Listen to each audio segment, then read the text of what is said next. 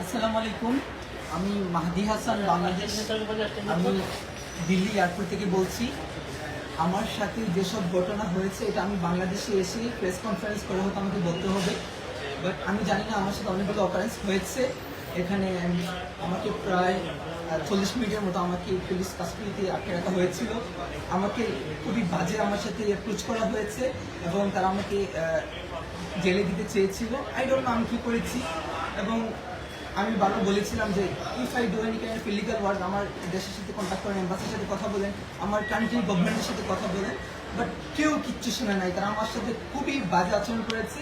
আমার 12:40 ফ্লাইট, আমি জানি না ধরতে পারবো কিনা। এখন সাডেনলি আমাকে এখন রিলিজ করা হয়েছে এবং ইমার্জেন্সিতে আমাকে ইমিগ্রেশন দেওয়া হয়েছে। আমার 12:40 ফ্লাইট। আমি বাংলাদেশের মানুষকে বলবো যারা আমার জন্য টেনশন করেছেন, থ্যাংক ইউ এভরিওয়ান। এবং আমি এখন সেফ আছি এবং তাদের সাথে কথা বলেছি এবং এখন তারা আমাকে অ্যাপ্রোচ করতেছেন যে তারা নাকি ভুল মানুষকে ধরেছেন, বাট তারা আমাকে এত বাজে অ্যাপ্রোচ করেছে। Even one of the police, they were abusing me physically, touching me.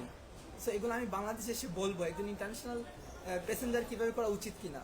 So thank you, I am safe now. এবং তারা আমাকে যে অ্যাপ্রোচ করেছিল যে আমি এসআই সন্তোষকে কিল করেছি, এজন্য আমার মোবাইলকে even as I international passenger তারা কি আমার প্রাইভেসি চেক করতে পারে?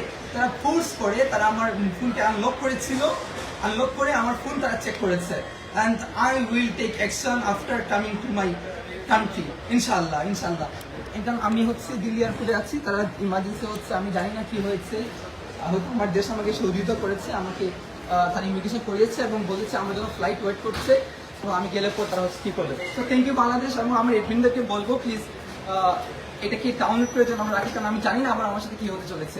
আমার 12:40 ফ্লাইট। আল্লাহ হাফেজ। বাংলাদেশে দেখা হবে ঢাকা।